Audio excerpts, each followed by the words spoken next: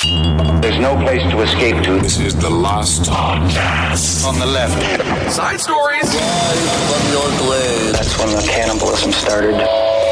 Side stories. Yes.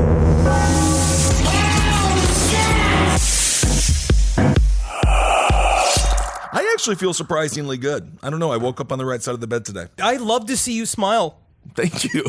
I mean, it's weird, though, at the same time, because your smiles are the range. Your smile goes from mischievous to I just didn't flush to look at how many beers I have in a pyramid to that one time we were just recently at your house in the backyard and you got a liquor order, and for some reason something glitch happened. I'm gonna say glitch, quote unquote glitch, and then you got 8 bottles of champagne. Yeah. Are you drinking it? I've been drinking it. Yeah, I found out you can't freeze it because it does freeze and it will explode. Yeah, explodes. I saw you. Yeah. Oh, so you never took those out of the freezer? I saw you going, I gotta pop a couple of these in the freezer, make sure they're cold. But I've done that a couple of times, but mostly it's with food. Yeah. Because food doesn't explode though. No, I mean food is just one of the. It's not that I suffer from. I don't know whether this is the Italian or the Polish part. I suffer from a distinct panic about not having enough food. Oh, I do too. I think it's something with our childhoods that's deeply ingrained in us. We didn't grow up poor, so poor we didn't have food, but there was something about having siblings. And you knew if you didn't get to the snacks right in time, you're gone. They're gone. You had big hoss boys that were your snack competition. I had Jackie, but Jackie was way more psychological. And we had our time. It was more so late at night, right before we go to sleep. We'd spend hours and hours and hours awake at night watching Food Network. And Jackie and I used to make all sorts of different concoctions with ice cream and stuff. And I think that's really where the weight came from. I think that was probably a good place to start that conversation. Hey, what's up, everyone? Welcome to Side Stories. I am Ben with the always ice cream loving Henry Zabrowski. Yes, I am. I have all of my favorites Kathy. Right now. Honestly, I have all of my favorites. I don't mean to roll out all of my Brandon content here. This is kind of a true crime-ish show, but you want to start with ice cream talk? Oh, yeah. Okay. Because, I like a nice vanilla bean. I'm one of those. I like just a normal vanilla. It's too fancy. Don't even bother with me. I don't need an aristocrat ice cream. Just give me vanilla. I don't like vanilla bean. You just don't like it's being too fancy. sold. You don't like the dance of these masters. No. Haagen-Dazs, a fake Danish name. Is that even a real name? It's not a real name. No, it's not. They just made it up because they knew that we fucking dopes would be like, well, the Europeans of a certain white variety really enjoy whiskey and ice cream. Well, speaking of glitches, Mr. Zabrowski, I have a small confession to make when it comes to my Madden play. There's a lot of people. I want to say what I love mad at me. is how much stuff that comes with what's going on in this country. Sure. Just how many different layers of things there are to be upset about and to challenge. And the emails that we got about the Madden football controversy, whatever it is that you're in the middle of, the quagmire you have brought us into, you've dragged us into. Right. A lot of people are questioning your logic. Well, did not quite realize that after the ball goes 10 yards, it is a live ball, so you can't just fair catch it. You need to actually catch it. Now, of course, you don't have to if it's in the end zone, so I will admit that I was wrong. I made a mistake. I did lose that game by a field goal, 25-22. I am now officially 150 and 150 in my record. I am 500. I'm broke even. I'm in the top 26% of all Madden players. That's too many games for a single season, though. That's a lot of games. You need to give these boys a rest. It's a lot of games. They're fake, so they don't get tired. But I do realize that I made a mistake, and this is a good life lesson. Instead of fair catching and running away, you need to catch the ball and follow through. Oh, and isn't that very good? Isn't that the lesson we took away from it? And I think that is actually a lesson for all of us, for all of our lives. So catch the ball and follow through. Nature's path. Well, speaking of following through, I think probably the biggest story in true crime news this week involves Jam Master Jay. Of course, he was murdered 18 years ago in 2002, and officers have finally arrested the 2 people that killed him. Apparently, how did they string this shit together? This is really crazy. This is 20 years in the making. I know that it sounded like it was a drug deal or some kind of, it was a nefarious situation. Well, they said it was a cocaine cocaine deal. Damn. Apparently, Jam Master Jay was still dabbling in the dark arts of drug dealing. People like it. And he was shot. He was shot in Jamaica, Queens, point blank, cold blooded, as they were saying. Damn. And they arrested these two dudes. One guy is Carl Jordan Jr. He's only 36 years old, which means this is what's so scary about just life in general. This 18-year-old kid, just with a gun, just ended the existence of one of the greatest influencers in music history. It's really very sad. It shows just how much can change immediately. And it just, man, it's a bummer. It's, you know what? It's a fucking bummer. It is a fucking bummer, but hopefully the family and fans of Jam Master Jay can get a little bit of closure. So Carl Jordan Jr. and Ronald Washington, they conspired to kill Jam Master Jay. Apparently it was some retaliation over a drug deal gone wrong. This is according to Seth Ducharme. He is the acting United States Attorney for the Eastern District of New York. He says, "It was important to us then and remains extremely important to us now to bring justice for the victim, his family, friends, and the community that cared so much about these events." I have not been able to find how it took 18 years to find these people or why they were able to find them now. But nonetheless, this is one of those stories that has been in hip hop for a long ass time. In the years before Mr. Mizell's death, he increasingly embraced the role of a local talent scout, listening to demo tapes of 14 and 15-year-old rappers and making some suggestions, which is awesome. This comes from the New York Times. Very sweet. Do you have any idea how hard that is to do? It's incredibly difficult. And then I forgot that he started the Scratch DJ Academy, where we had shows there for multiple years. And you used to show with KB, which was hilarious. Comedy Deathmatch. And Kevin kept on trying to get me to say the N-word, and I did not. Congrats. And we used to do a segment called, that was funny, the way that different people can say different words. Thank you, Kissel. Thank you so much. Oh, that was an amazing experience, though, at Scratch DJ Academy. We had Reggie Watts perform there. Reggie Watts was the sweetest man. Reggie Watts is the first person to introduce me to liquid THC that night, and I remember just being nice. Thank you, Reggie. Thank you so much for changing our lives. And then and then Murderfist got addicted to tincture, and I think it set us back a couple of years. But it looks like this. So I guess they were vaguely involved through the hip hop scene. Yeah. And it sounds like they were trying to he was trying to cut them out of some deal. What we see a lot is some smaller guys, especially younger guys, feeling like they need to do something to show how hard they are or how serious they are about this business. Oh my. And so they end up doing these rash bullshit things and destroying everybody's lives. I cannot imagine, and I don't know, so correct me if I'm wrong, sidestorieslpotl@gmail.com. I cannot imagine this was something they could brag about on the streets. They killed Jam Master Jay. He was they killed so an icon. So it's not like when Tekashi 6ix9ine gets killed, which is going to happen soon. It's not going to be like that, because that person can literally wear a t-shirt like I killed Tekashi 6ix9ine, and they'll be like, I think you're smart. No, it's going to be like the scene from Spartacus where everyone's going to be like, I'm the one who killed Tekashi 6ix9ine. No, I'm the one who killed Tekashi 6ix9ine. We can't arrest them all. Well, then we better let them all go. So apparently it was something involving a kilogram of cocaine. And I don't know enough about measurements to know how much is a kilo of cocaine. I know in Europe. Is that a lot, or is that not that much? Man,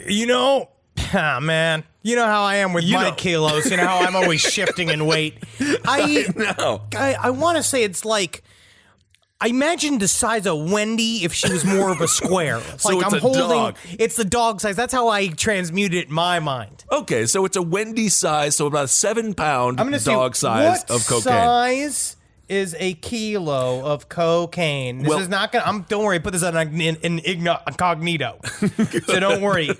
It's 2.2 pounds of cocaine. Well, then it would be 22 pounds of cocaine that he was acquiring in July of 2002.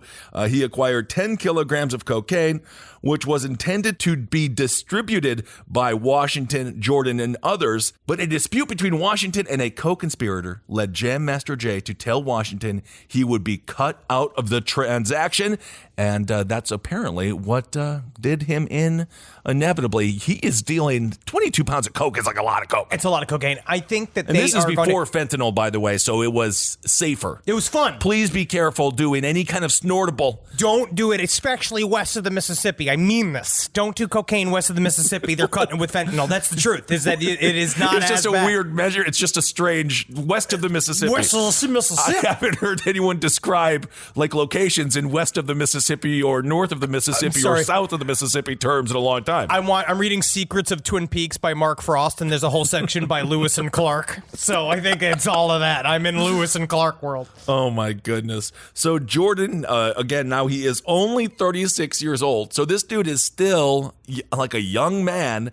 He also 36 is real young. Yeah, it's young. Yeah, right? Yeah, Like, it's young. It's with it. 39 and holding, baby. Oh my God. Speaking of young, you're going to see just how young I am. Spotify asked us to make a music playlist. Oh, yes, he asked all of us. And we were speaking with our manager, Ken, and Ken said, Ben, I had no idea. You and I have the same taste in music. Great. Ken is 55 years old. Yep, and he resides in Newport, Rhode Island during the summer times, and he goes on his little pontoon boat. You guys have the same red-faced, flushed things that you both enjoy. You both would love whatever...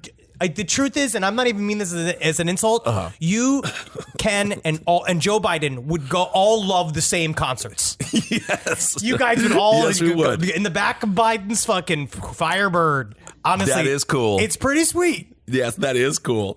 So Jordan, again, he is 36 years old. He also faces 1 count of conspiracy and 7 counts of distribution of cocaine for an alleged incident in 2017. He was arrested on this past Sunday. He has pleaded not guilty. Washington, he is 56. He is in federal custody and will be arraigned later this week. He was convicted in 2007 of conspiracy stemming from a string of gunpoint robberies in New York. So Jesus. I'm not going to say these guys were like on the right path. I mean, who knows? I'm certain a lot more shit's going to come out once they go into trial, and they are still just accused, so we will find out. Once justice prevails. Yes, he was actually, interestingly enough, sentenced to 210 months in prison and is scheduled to be released in April 2021. So Washington is actually already in jail. Man, I wonder what the hell. I wonder how they got him to admit it, because they must have just, because all they do is search for a confession as much as humanly possible. So at least we'll see. Obviously, we don't know anything. So more information will come out. Absolutely. And we will follow it as it comes out, as long as it's Mayday. Yes, well, R.I.P. Jam Master Jay, and hopefully there is a little bit of closure, and it's just unfortunate. Be careful. Be careful who you're dealing with, and I love helping young artists, but maybe don't meet them at your home. I mean, because meet them in public, listen to their hip hop tape or their podcast. If you want to send it, if you're 14 and you want to send us a podcast. We listen to 14-year-olds podcast, but that's it. Do you? No. Do you listen to a 14-year-old's podcast? No, I don't want to. Not really. But I'll give you notes. I'll tell you, keep at it, child. Keep going, child.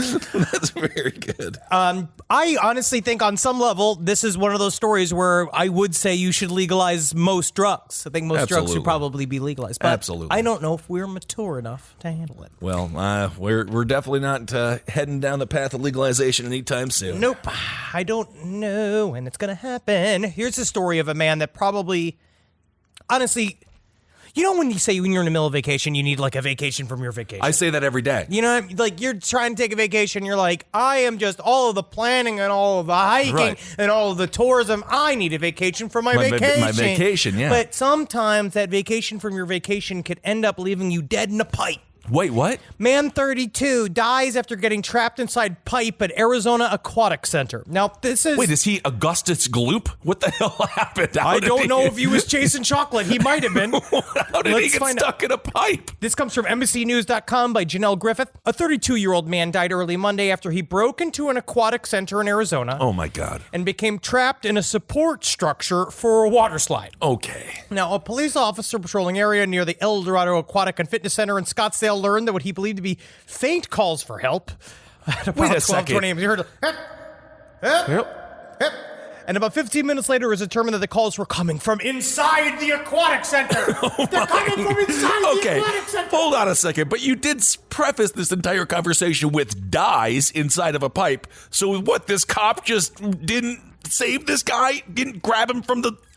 What do you do? I don't know how you get somebody out of a pipe. You blow really hard. I have no idea, but couldn't this cop have saved this guy? Maybe from all the quarantine pressure, he's starting to think he's hearing voices. Maybe. The pipe where the man was found is in an expansive outdoor area. They had to find out where, because they heard hip, hip, hip. It took approximately an hour to pinpoint where the calls are coming from inside the locked place. So it was very difficult because it was this huge, it was like a massive outdoor area, and he said it sounded like a megaphone. So the voice was just like bouncing all over. This is technically a horrible story. He was trapped inside this pipe. Just going, this is horrible. And it was just because of the echoes, and none of them are dolphins, so they couldn't figure out how to find him within the pipes. He said that the man had entered the facility by climbing over a high fence and then crawling inside a large cylindrical steel center support for the water slide, where he became stuck. And according to police officers, it wasn't an easy feat. It took some work to get down in there, which obviously would not be the first place that people would be trying to find someone because of the difficulty to get there. So he got stuck. Is this a water slide pipe? This man is dead, so I don't want to mock him, but was he a little heavyset or something? How did he get stuck in a water slide pipe? It sounds like it was a support beam that he must have. I'm going to go on a limb here and say he might have been under the influence. Of having a good time. I mean, I think that he was having a good time until he got inside of the pipe. Right. And then when he walked in, he snuck his way in, and it seems like in his his influenced attitude. We don't know if he was hammered, though. He could have been sober. I mean, he died inside of a pipe. 99% chance drunk. At least. Yeah. And he might have even thought that was the water slide. Because it sounded like it was just a structure piece for the water slide that he thought would be fun. He saw a big pipe. He's like, oh, fun. I get to go into slip up and down this pipe. I'm going to have fun in here. How wet it's going to be, even though it's closed. No, it would just be him. No water is flowing. Yeah, it would just be him squeaking down this pipe as his skin tears from his body. Just be like, this is fun. Can I ask you, when's the last time you used a slide? Holy hell. Well, I'm longer than most slides now, so I can't even really enjoy them, which is sad. I'm going to say this. I don't know if it's just because we're getting older, because to be honest, I don't do that stuff. I'm skinnier than I used to be, right? So I was going to go on a slide. Forget where I was. It was with Natalie. Well, there was a do slide. This kind of adventure stuff, though. You and Marcus go on roller coasters and whatnot. Well, yeah, that's not adventures. That is more adventurous than I would do. I'm too big for that stuff. No, a roller coaster is it's technically the least adventurous thing you can do. You sit in a chair that has a fucking bar that keeps you inside of the chair. Yeah, but if it breaks, you die. Yeah, but then no one wants to spend that much money by killing a person at the amusement park. You know what I mean? They'll do anything possible to not kill somebody because it will affect their bottom line. That's true. So I know that their importance of money will keep me safe. Yeah, until accidents do happen, but okay. But you're more in danger of the owner of the amusement park coming in and shooting a bunch of people than dying on one of the rides. Okay. And so, in my mind, I was like, oh, there was this slide. I remember it was this big slide. Where? Honestly, I don't even remember. Are you just hanging around playgrounds? No. It was, Natalie likes to go to adult playgrounds. Wink, wink, wink, wink. But she likes to go to the ones that were kind of like, there was like that place in Baltimore we went to that had like the big science museums and all the slides. Yes, sure. And I made halfway down a slide. And I went, eee! And it's something about the way our bodies are shaped. We're not as buoyant anymore. No. But my whole backside was just fucking burnt on a like I was on a skillet. And I was like, and all the kids like, man stuck. See, the man is stuck. And I went and I had to scooch my way down the slide. And I was like, I am not that big for me to stick on here. Oh, but if you don't get publicly shamed by children at least once a year, am I living? You are not living. You have children. There's something about being laughed at by children that just cuts so deep that you need to experience it once again to open those wounds, explore those wounds, and then go to therapy and try to heal those wounds all over again. We're just a series of scars. I'm covered in scar tissue, but you know what I like about it? What's that? I'm like a turtle. Makes me like a turtle. But this is not the only story of a man getting stuck. There's another one of a man lived in Tampa Bay area's stadium's luxury suite for over 2 weeks before he was arrested. This is people breaking in. This is quarantine break-ins. This is just fun. He was there for 2 weeks. Have a good time with it. CNN.com. This comes from Amir Vera. A homeless man in Florida allegedly stole up to $1,200 of merchandise and food while living in the luxury suite of a Tampa Bay soccer stadium for over 2 weeks. That's cool as hell. I think this is actually great. This is just a fun movie. This should be directed by John Hughes. Also, just let the guy have a little fun in there. Who else is using the suite? Do you remember us when we had to sit in the box seats and we had to go and be like, can we eat these hot dogs? Yep. Are these beers for us? Can we have some beers? Yep. And all the guys there, all the head fund manager dudes are all being like, yeah. Yeah, we were... It's really bizarre, and I don't know if I'll ever get used to being treated with dignity or respect. Oh, it's happened so few times. It's just so rare, especially in this business where they just beat you down. And even when you mildly get successful, you get free hot dogs, but you still don't know if you should be eating them because you also feel guilty. But the thing is, I showed up hungry. Right? Well, we had to because we knew there was going to be free hot dogs. I knew that there was going to be some form of free food, and I showed up hungry, but then nobody else is eating. And I hate that feeling when it's just free food here. They just brought a whole thing of hot dogs, and they brought all the condiments for it, and you were still talking about this story. This has been months. That was like game 3 of the Lakers this year. This is how little has happened. This was, honestly, it was January 3rd. Yes. That's when this happened. There's so little has happened. You're just talking the same stories again. But I hate walking a scenario where, like, man, y'all eating? They don't eat because they've been there before. They all acted like all blasé and shit. That's a free pyramid of hot dogs. It's like the first time you sit first class and they're like, would you like some champagne or Bloody Mary? And you're like, I don't got the money for that. Quit. Get away from me, temptress. Get away from me. And they're like, no, it's free, sir. Y'all trying to trick me. I'm going to wake up in a bag, aren't I? You're going to put me in a barrel and now you're going to throw me out of the plane. It's just not normal for that to happen. No, I'm normally getting things smacked out of my hands going, no, sir. No. I'm used to that behavior. Very common. But this guy, he was just up in there. They walked in, right? So Daniel Albert Nahad, 39, was arrested earlier this week. An employee of Al Lang Stadium found these bunch of blankets in the luxury suite.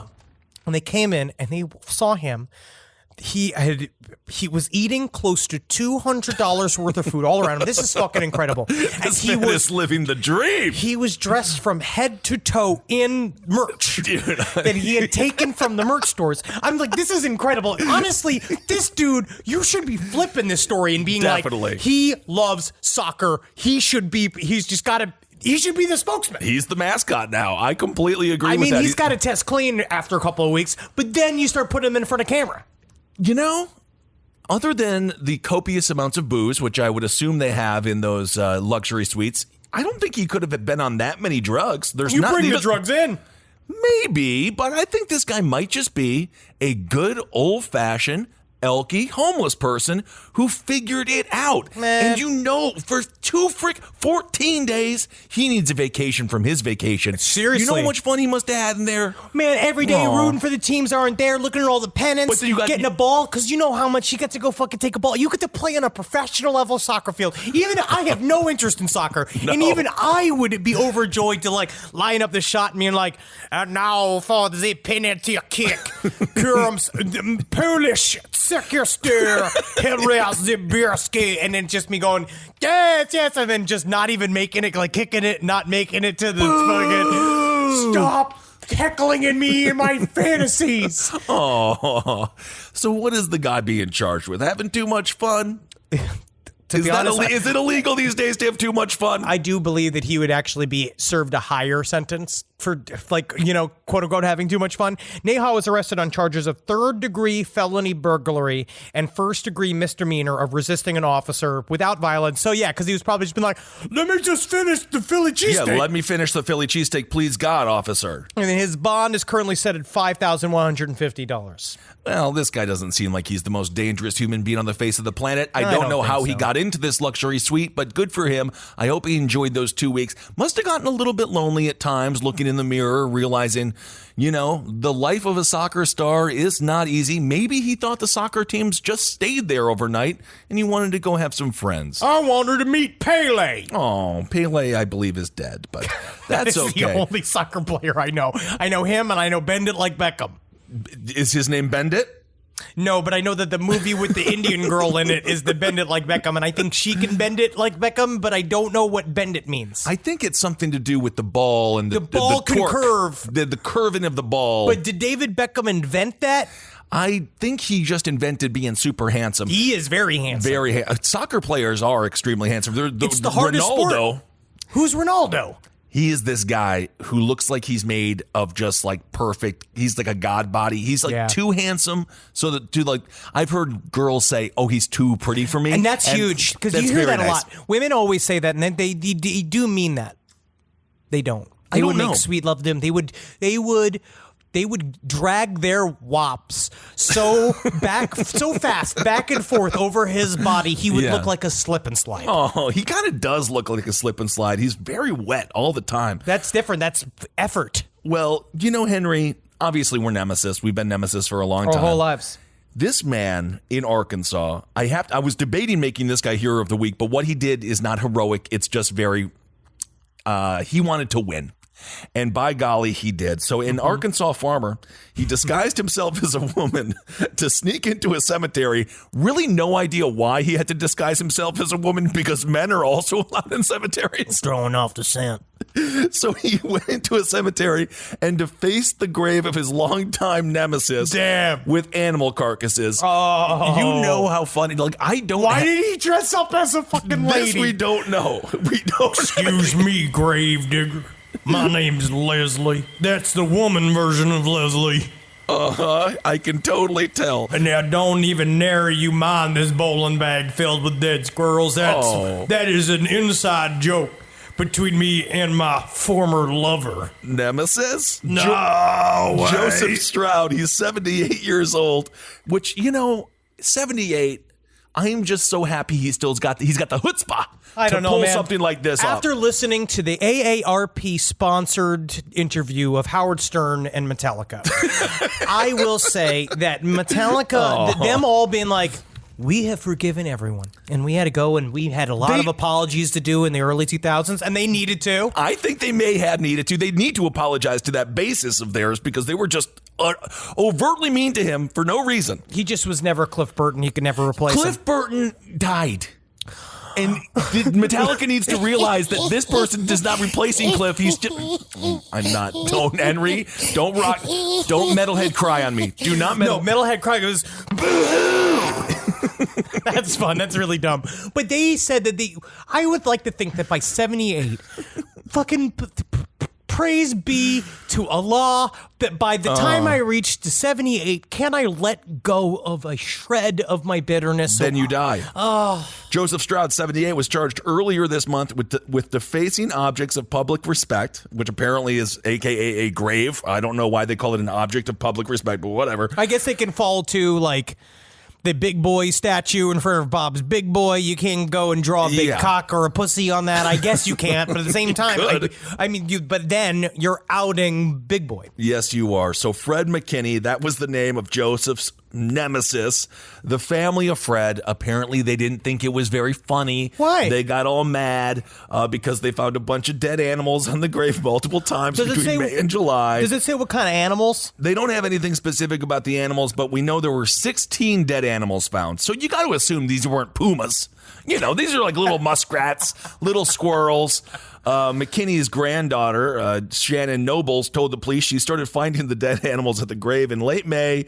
By July, when the family reported the incidents, again, 15 or 16 dead animals were found overall. So this is what she had to say. She says, at first, they thought it was just a coincidence and thought maybe the animals were consuming the fake floral and dying. Yeah. I feel like, first of all, it should be like a lesson. If you really think you're killing all of the wildlife with the way you represent and help respect your dead ones, you might need to put some biodegradable stuff in there. I would think so.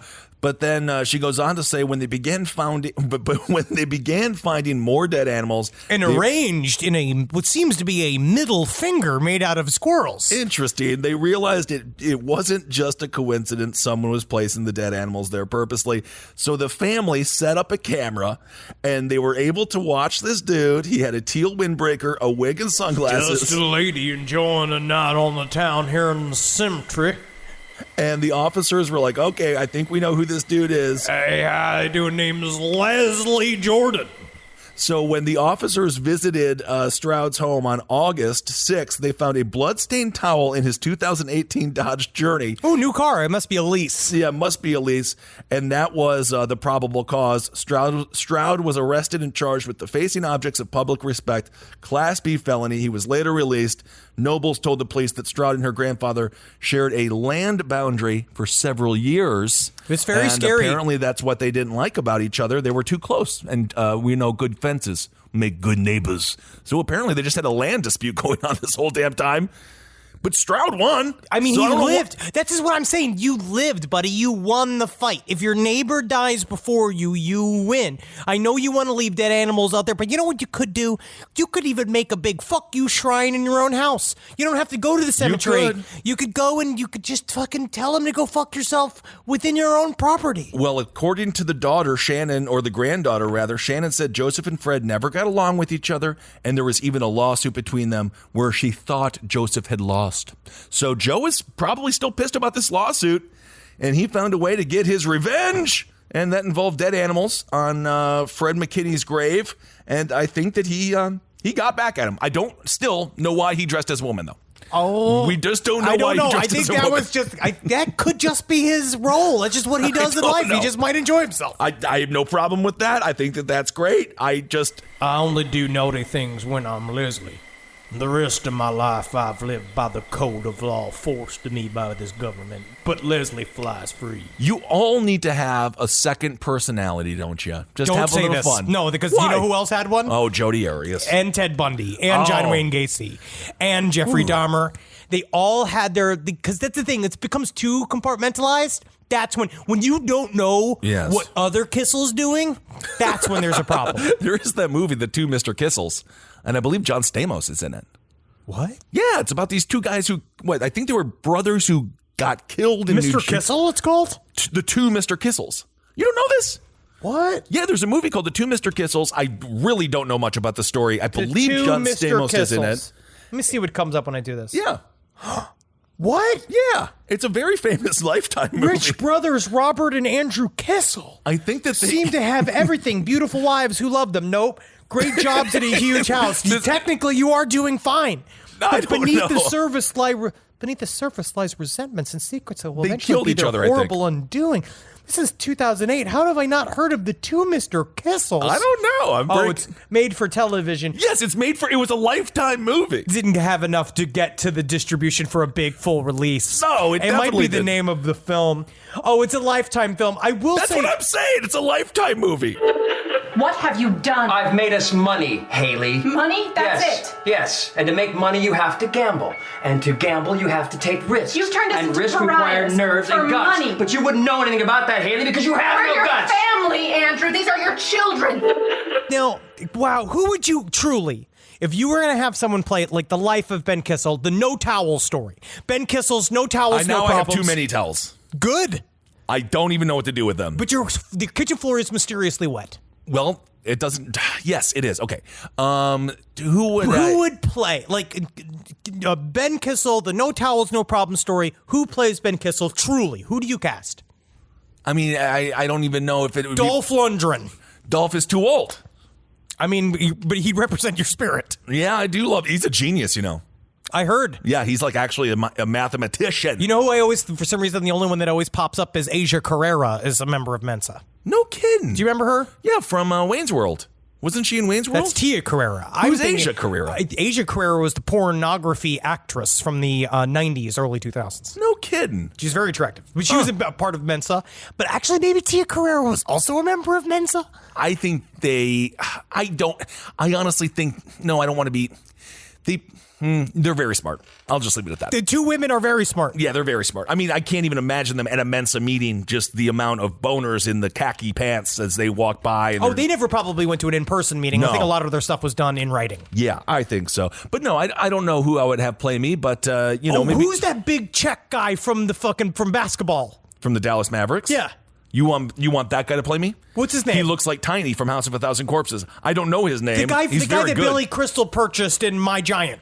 Oh, you're talking about George Marason, the guy who played for the Washington Bullets at the time. That guy. You want him to play me. I believe he is also dead. He might be dead. I don't know, Who actually. would play me in Henry Zebrowski All-Star Always? Just a potato. You I don't fucking know. piece of shit. I have no idea. Think about casting me. Cast me. Oh my God. Besides just me. Okay. Because maybe I could play a younger version of me. I think that you probably could. I don't know enough about the talent out there because I haven't been scouting soft body You watch movies. improvers. All you do is watch movies. It's not just soft body improvers. It could also be, you know who could maybe play me back in the day? Dennis Franz. Is that bad? Oh, Dennis Franz, I have seen that man's butt so much. We have the same body. It's very interesting. That was, of course, NYPD Blue, for those that weren't of a certain generation. The show pushed boundaries by showing people piss in public. There were It was just in the bathroom. butts on television history. In Don't know why it television happened. I history. still don't know why it happened. I don't know why we needed to see Dennis Franz's butt. I don't know why we needed to see David Caruso's butt. Well, except David Caruso was much more attractive than Dennis Franz. David Caruso could play me. Yes, sure. Yes, David Caruso. I love that. In a soft core porn Of my life? of your life. That would be incredible. Yes, just it me, would be. just him discovering the fountain, but he's a real chaos magician. Like he's an actual magician. He turns the fountain into an actual hot tub, and there's like all these chicks and dudes all over it. Now it's getting pretty hot in here. Well, speaking of magic, did you hear this story from a Swiss town? Did you hear it? Did you hear this story from a Swiss town? Is this code? This is I have to go to the bathroom Are code? you a fucking CIA operative? No. Chocolate snow falls in Swiss town after ventilation defect at the Lindt chocolate factory. Isn't that cute? This is not a crime story. It's just simply a sweet story. This is just a sweet story. Residents of a Swiss town got a bit of a shock when it started snowing particles of fine cocoa powder after the ventilation system in a chocolate factory malfunctioned. The Lindt and Sprunguli company, interestingly enough, confirmed local reports, and everything was lined with cocoa nibs. I love cocoa nibs. Yeah, they call them cocoa nibs, which is cute. The nibs, fragments of fresh crushed cocoa bean, are the basis of chocolate. Combined with strong winds on Friday morning, the powder spread around the immediate vicinity of the factory, leaving a fine cocoa dusting. Isn't that fun? Honestly, it is nice. Yeah, nothing like making my neighbor more delicious. The company says one car was lightly coated, and it is offered to pay for any cleaning needed. But it hasn't been taken up on the offer. Yeah, I will be doing all of the cleaning with my own personal brush. It is my turn. Well, the ventilation system, unfortunately, has been fixed. So, Yeah, man, they should be giving free chocolate all the ass time. Now, you mean tell me, now the free chocolate ends because your malfunction's over? But guess what, fella boy, Mr. Swede, I was getting fucking free ass chocolate from the sky earlier today. chocolate cocoa isn't very good, though. It is. No, it's very powdery. You can't, you gotta get wet. I don't mind a bitter. I don't like it. I think America has ruined my taste of good chocolate, though. Sometimes you get the 99% cacao. It just tastes like shit. But what it's nice is, though, it's a superfood. Is it? No. Is it? Superfoods are made up. I'm pretty certain. But you know what I want? You know what animals must have been all over those graves? Someone sent me this thing about, because we were talking about how chihuahuas were bred for food and to be Yes. sacrificed for so long. Oh, by the way, apparently Jerry is a Chihuahua. Oh, I forgot again. Dachshund. Dachshund. Yes, Chihuahua Dachshund. Yeah, he's a dachshund. Yeah, he's got a long body. But there's this type of thing that they found. There's only one example of it. It's a little thing. It's a whiskey the turn spit dog. And what it is, it's this tiny little dog that was bred to just turn the spits for meat. And they're so tiny and they're so cute. Hold on. And this one kind of looks like Wendy. Yes, I see it. It's super cute. But why did it become extinct? Did we still turn the meat? We still need a spit dog. Why would they become defunct? Did they just start eating them? I mean, we talked about Chihuahuas being quite good snack food, apparently, for many, many years. Just raped out of existence. Really? I That's don't horrible. know. I It's don't very know. sad to do that to a spit dog. I mean, they're like little fleshlights. Yeah, I suppose Look at this so. cutie little patootie, though. This is dog talk. This is our dog corner. This is cutie patootie. We got But that's it. That's it. Well, That's the only way I want to bring up. I was like looking up these turnspit dogs, and they're so damn how cute. did you even find a turnspit dog? I don't It even was want just to know sent what to you me. were searching. It was sent to me in an email. It's a short. Okay, here we go. It's a short-legged, long-bodied dog bred to run on a wheel called a turnspit or a dog wheel to turn meat. Oh, the type's now extinct. Oh, I don't get how it went extinct. It's a kitchen dog. It's a cute-ass dog. Whoa, let me see why. What's weird is you never think about dogs going extinct, but I guess they still can. It's according to Delabra Belaine, a 19th century veterinarian. Oh my God, God knows what they Oh did. my God, 19th century veterinarian. Holy hell. Turnspit dogs were described as long-bodied, crooked-legged, and ugly dogs with a suspicious, unhappy look about them. I love them. Can we get them back like they did in Jurassic Park? Or is there like is there like a little embryo in some amber or something somewhere? Oh, the dogs were also taken to church to serve as foot warmers. People just used to use live animals. We talked about the Chihuahuas as like water bottle coolers, like water coolers for your tummy if you're having your period or whatever. You have to do them in pairs. It's just because it's too much wear for one. you can't wear them like shoes. Oh my goodness. Well, anyway, I think it's time for Hero of the Week. This week's Hero of the Week, speaking of America, bald eagles. We love them, don't we? This is cool. I'm fine with them, I but love they're bald scavengers. eagles. They're scary as shit. A bald eagle attacked a state drone. The drone was worth $950. This was in the UP in Michigan.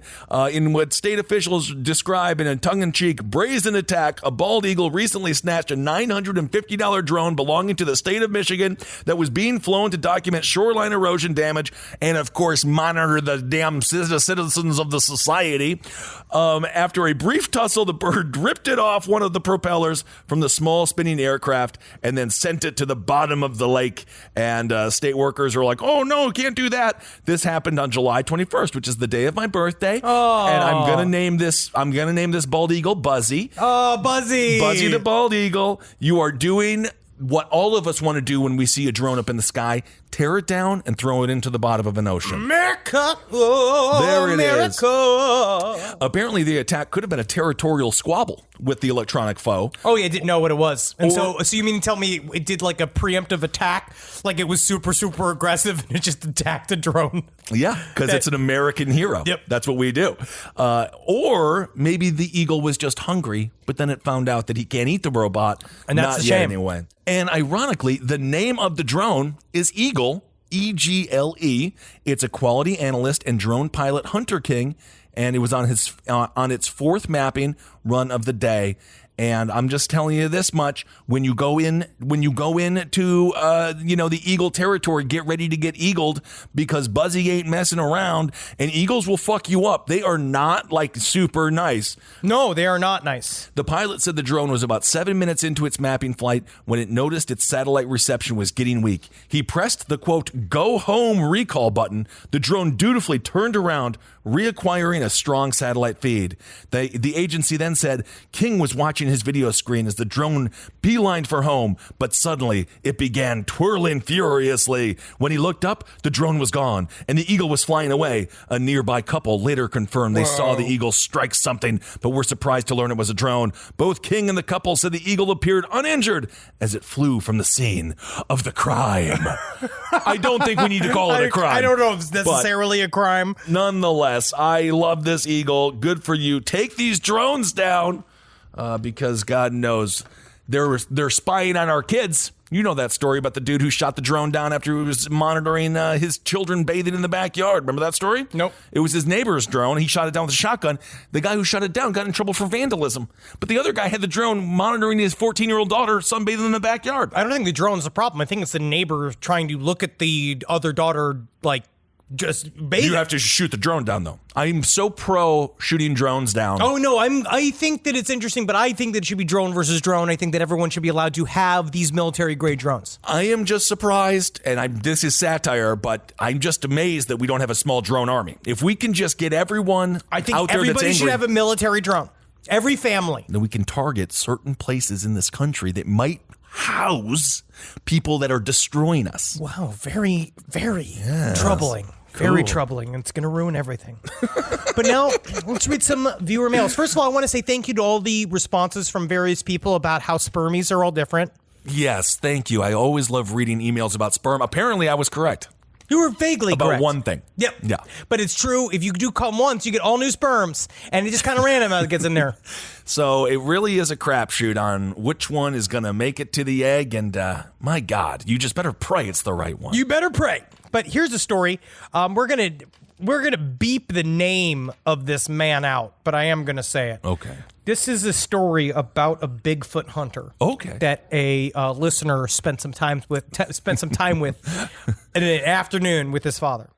My father and I never had a fantastic relationship, but we would often try to bridge the ever-increasing gap between us with our mutual interest in the paranormal. Okay. One day, my father stumbled upon a YouTube documentary that took place a few miles from his hunting camp. In the documentary, a group of ghost hunting teens cross paths with a middle-aged Sasquatch hunter in the wild. Antics of all shapes and sizes ensue. The Bigfoot hunter was such a character that he actually became the subject of the ghost hunting teens documentary. Needless to say, my father was so enamored with the idea of this man that he actually hired him to take us out Bigfoot hunting with loaded shotguns, two of which were ours, and a Bigfoot battle suit. What the hell is a Bigfoot battle suit? We met him at a secluded gas station more befitting of a Tobe Hooper movie. What I noticed about him right out of the gate was that he was completely and utterly full of shit. The first thing out of his face Hold was on a a lie. second. No way. No. As I rode in his car, a dangerous choice, I know, he proceeded to tell me that the first time he saw Bigfoot was in Vietnam, while he was separated from his platoon. I knew that something stank immediately, and it wasn't the Squatch Musk. Nam, I thought to myself. My dad was born in '69, and you are at least 10 years younger than him. I just nodded in response, sucked in my breath, and braced himself for a shitstorm to come. He might have just been on vacation in Vietnam. He could have been. Yeah, you can do that. Now, according to him, he's never went into the woods unarmed. He had his own shotgun, complete with his name, phone number, address, and quote-unquote Bigfoot Hunter logo affixed to the stock with his own personal sticker. I am still amazed he was able to pull all that out on a limited space. Yeah. I was keeping extra shot on me, he said, waving a yellow shotgun around in front of my brother and I, just in case I need to end my own life. Whoa. Don't want to get mauled by a bear or worse. You want to see my battle suit? The battle suit was a veritable hodgepodge consisting of a bright red 60s football helmet, a pair of hockey gloves, a heavy plastic motocross chest plate, a pair of carpenter's knee pads, soccer shin pads, and a dejected set of skateboard elbow pads. There's no way a Bigfoot's gonna get through that, he shouted a little too loudly as he strapped me into the last of the suit. I stared at my father, my face saying, please can we go home? This man is going to kill us. He stared back, his face saying, you always say that. Give him a chance. Give him a chance. It could be fun. Yes. That's when he almost blew his head off. He had a very bad habit of slamming his shotgun down on his shoulder before we set off on a trek. Moments after he had stuck me into his super suit, he wandered off a few feet right behind me, grabbed his gun, and did his little shoulder slam, forgetting the safety was off. The explosion tore through the woods, decimating the tranquility, sending my father, brother, and I all whipping around simultaneously to see him, finger in his ear, trying to jam some auditory sense back into his head. Wow, he shouted. That was really loud. I stared at my father, unblinking, dead in the face. I took off the battle suit piece by piece, back at the Ponderosa buffet. My father couldn't look me in the eye. How'd they get to Ponderosa? They left. They just left and went to Ponderosa? Left. Yep, after his mashed potatoes, the unspoken rift between us growing that much wider. This is very, very funny, but that was the last time. They don't know, but this dude's still out there doing Bigfoot hunting. Well, good for him. Be safer with the gun, please, Lord. Yes, please be safer with the gun. My goodness gracious. I do think that most Bigfoot excursions end with Ponderosa, and I think that's a perfect way to do it. Absolutely. I love Ponderosa. I used to love myself a hometown buffet back in the day and a Golden Corral. Well, the Golden Corral, I was there recently. Well, I was there about 3 years ago. It holds up. It's still there. It's That's a lot recent of it. enough. There's a lot of it. And this is something I want to read that got sent to us that came from a tweet from Dr. Bob Nicholson, which is a Digivictorian on Twitter. And he posted this. It's an article from the 1800s. Now, according to his tweet, I've stumbled upon a lot of bizarre things when researching 19th century newspapers, but few stories that are wilder than this. This is the story. Okay. Kicking an ear off in a ballroom. A Wisconsin cancanist who slings a vigorous limb. A dance was recently given at Johnson's Creek, a village 8 miles south of Waterton, Wisconsin, which was attended by scores of buxom lassies and stalwart lads from the surrounding country. It was a grand affair. Beer, bologna, and schmear case were plenty. Oh, that is a Wisconsin dance party. The girls were smiling and kitteny and hoop-de-doodin'-hoo. The boys felt their oats, and everybody was having a royal good time. Jacob G. got Peter B.'s sweetheart up in a corner and commenced whispering to her. She giggled and squealed. Peter was jealous. An elegant roll was the result. Everybody sailed in and kicked shins, that being the custom of the country in a muss. Many of the young ladies, however, were more ambitious and landed their generous hooves in the bowels or chops of their antagonists. The display of snowy embroideries and well-filled red stockings was gorgeous, and lots of the boys have been cross-eyed ever since. During the melee, Jacob got his ear kicked off. Fact. He had Peter arrested, and as the latter had slewed his number 12 brogans around among the crowd pretty liberally, he thought it was quite probable that he was the guilty party, and he therefore took out his wallet and settled for the ear. Now come some of the boys that say that one Katrina Von S, 16, is the hairpin who did the damage, inasmuch as the records show that the fair Katrina has a leg on her like a millpost and can kick her father's bulky mules into a total wreck in 30 seconds by the clock. The charge seemed well-founded, and she is a strawberry blonde of the most pronounced style and takes a back seat for no Muldoon, masculine, feminine, or neuter. The boys also say that she kicked one 6-foot fellow in the snout with the vigor of a Colorado Bronco. The case against Katrina for ear amputation seems pretty well established. Oh, man, journalism sucks now. Yeah. That was classic. What a wonderful bash that must have been. Bologna, beer, and just a schmear and a bunch of people kicking each other in the nuts. Getting your ear kicked off. My That's God. hard. Oh, that is hard. They had harder shoes back then. I think that they did, yes. They must have. A lot of farming, a lot of agriculture work. You got to have the hard boots. You gotta have hard boots. This is a bit of an announcement. Next week, both Side Stories and Last Podcast on the Left are going on vacation. I need a vacation from my vacation. We are not going to have one of those. No, we're just you're going to not. have vacation from work. But there's going to be no new episode of Side Stories or Last Podcast in the Week next week. I know that you may moan, you might be even doing a bit of a groaning, but I do believe you will like how relaxed we will be when we come back. Oh, afterwards. you know how people love it when we're Especially, not stressed. Yeah, when we're leaving to we're doing family things. Of course. That'll be fun. We will, Travis Morningstar, I will still be doing Top Hat. We'll still have Kind of Fun, the wrestling show, and we'll still be doing the LPN show. So don't think work won't be happening. Still coming here from the West Coast studio. Yeah. Thank you all so much for listening to this episode of Side Stories. We hope you're hanging in there, doing the best you possibly can in these strange, wild times. Live every day like you know that's not the water tube. All right? You know that's not the water tube. Do not go down that tube. I know you want to go down that tube, but just live and double check your tube, make sure it's got an out. Yes. Throw a sandal down there. I think that's I really, love really it. important. Throw a sandal, throw a boot down the tube, make sure it comes out, see where it comes out, Yep. then have your fun. Make sure the water's on. That's very, very important.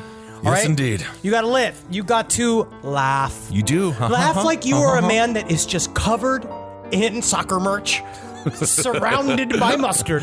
Just must loving have been. life, man. Oh, man. That first week must have been one of the funnest times of his life. I'm jealous. I'm actually jealous of this homeless man. So much freedom, so much fun, all that booze.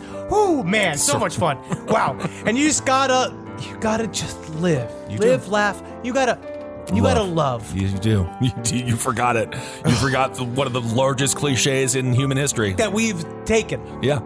For no reason. We didn't have to take it. No, but now actually, we're stuck with it. No, yeah, you did this. Yeah. Yep. And now love that I do this every episode. You love this. That's your cop out for the love this week. It literally is a demand that you love this part of the show. Wonderful. And if you don't, then unfortunately it cannot be changed. Well, we love all of you.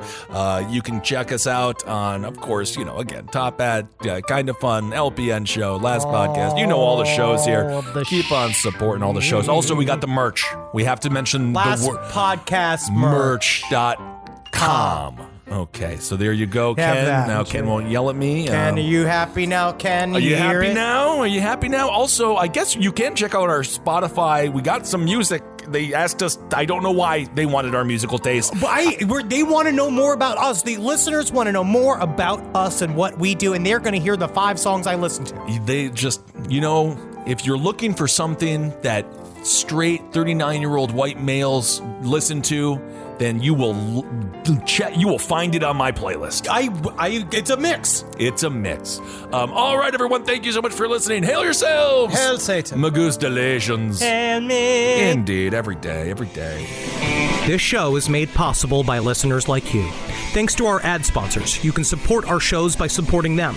For more shows like the one you just listened to, go to lastpodcastnetwork.com.